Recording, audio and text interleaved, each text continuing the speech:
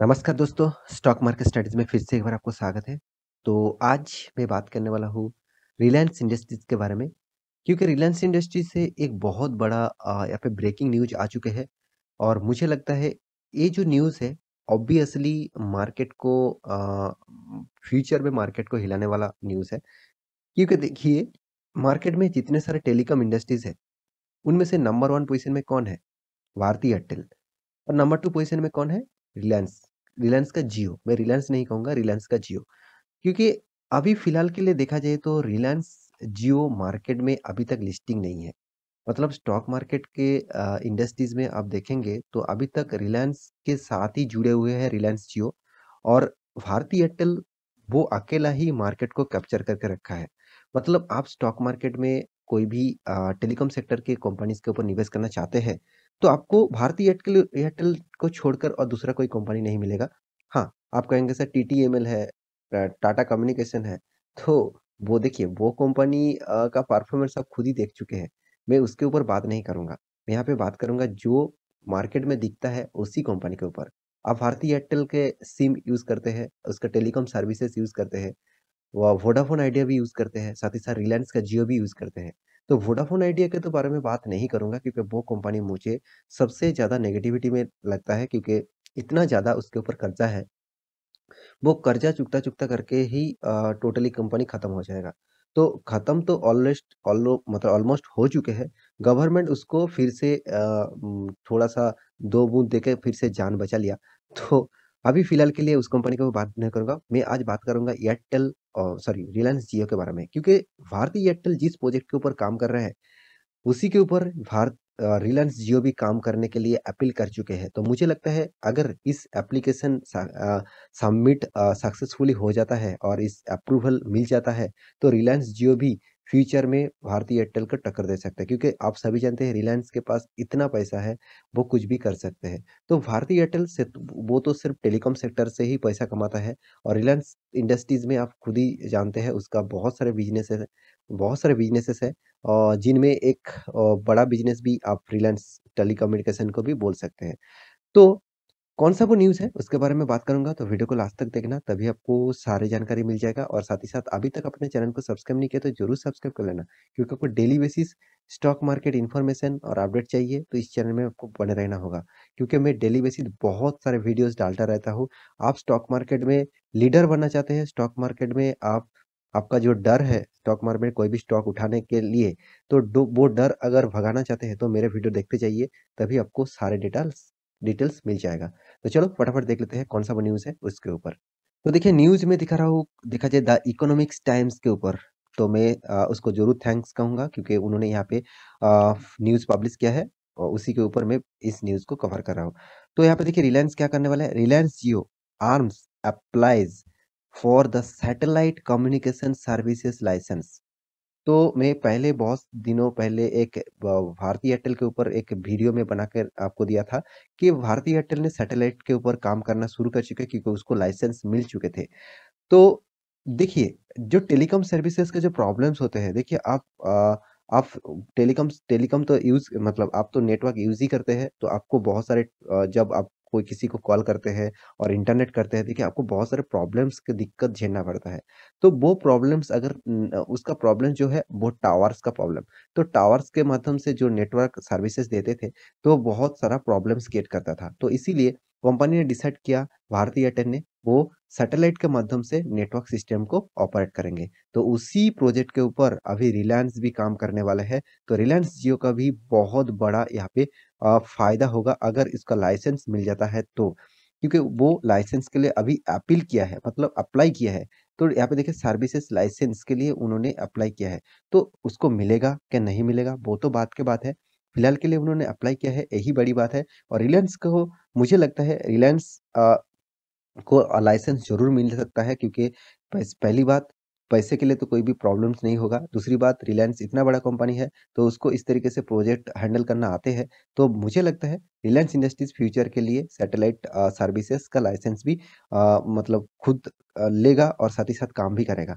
तो मुझे रिलायंस का जियो का जो प्रोजेक्ट है और जियो का जो इंडस्ट्रीज़ है, मुझे बहुत अच्छा खासा लगता है। तो एक वीडियो में भी आपको बना के दिया था कि रिलायंस ने जियो का सेक्टर को डीमर्जर करने वाला है, मतलब उस सेक्टर को स्टॉक मार्केट में लिस्टिंग करने के लिए अलग करने वाला है। मुझे लगता है अलग ज़रूर करना चाहिए, क्योंकि रिलायंस के अंदर सारे के सारे कंपनीज़ एक साथ जुड़े हुए हैं। रिलायंस के मेन बिज़नेस क्या है? Oil refining.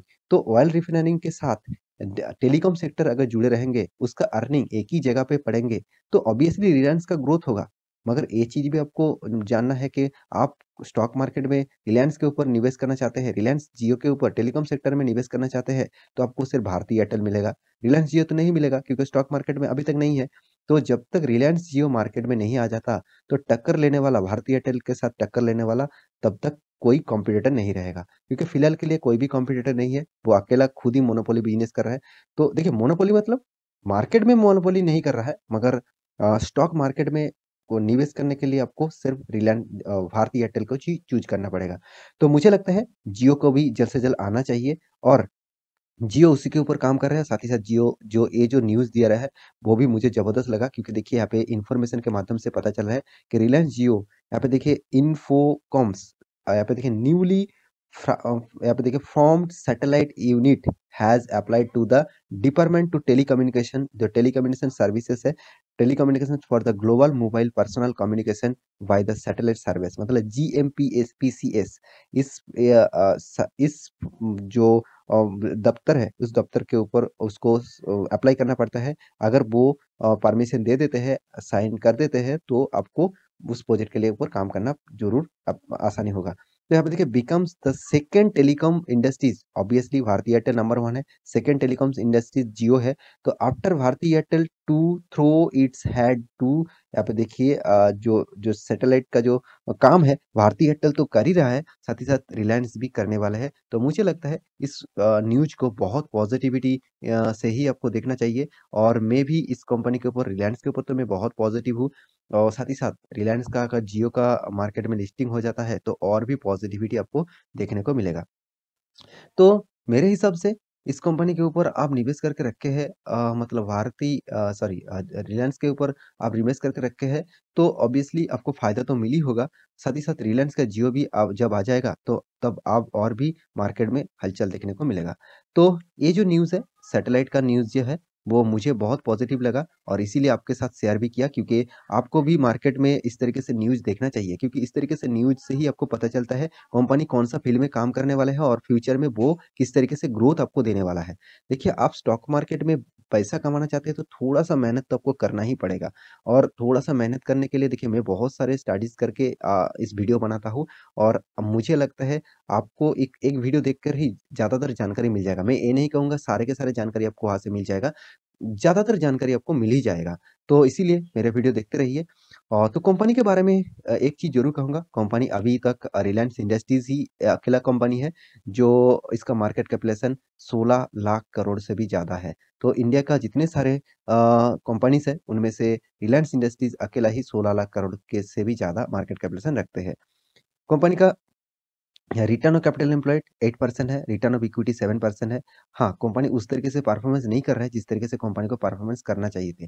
क्योंकि देखिए, कंपनी का अरब के साथ जो डील होने वाला था, जो ओ2सी का जो डील होने वाला था, तो वो डील तो कैंसल हो चुके हैं। तो इसीलिए बहुत मतलब एक्सपेक्टेशन रिलायंस ने करके रखे थे कि वो डील सैंक्शन हो जाएगा, और रिलायंस को अच्छा खासा फ़ायदा मिलेगा। मगर वो डील सैंक्शन नहीं हुआ, तो इसलिए मुझे लगता है वो डील सैंक्शन नहीं भी हुआ, तो कोई बात नहीं, कंपनी जिस फ़ील्ड में काम कर रहे हैं, वो फ्यूचर में अच्छा खासा प्रॉफ़िट ज़रूर आपको दे सकते हैं।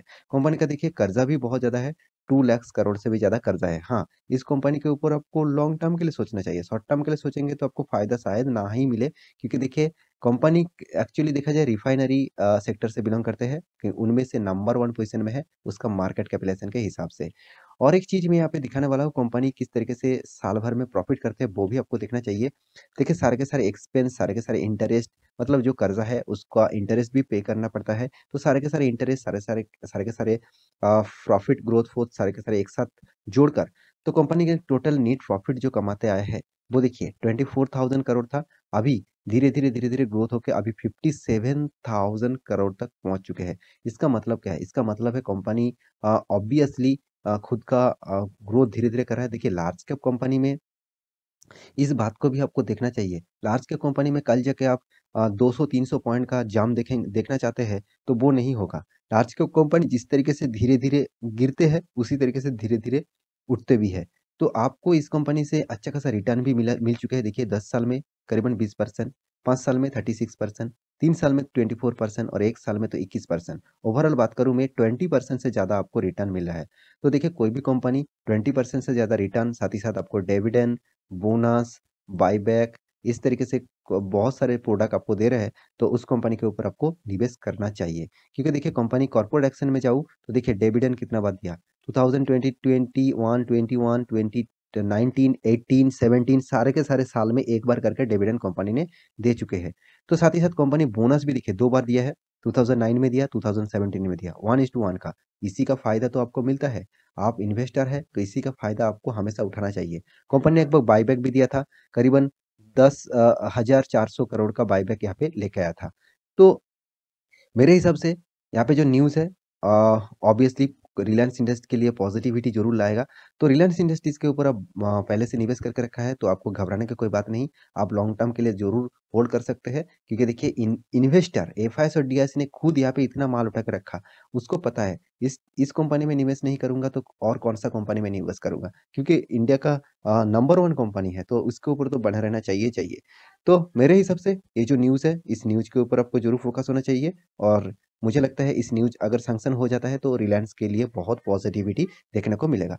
तो आशा करता हूँ सारी जानकारी आपको मिल चुका है। तो मेरे वीडियो अच्छा लगे तो लाइक करना, दोस्तों के साथ शेयर करना और इस चैनल को सब्सक्राइब भी करना। तो मिलते हैं नया मतलब नया स्टॉक लेके, तब तक के लिए अच्छे से रहिए, अपना ख्याल रखिए। Bye bye.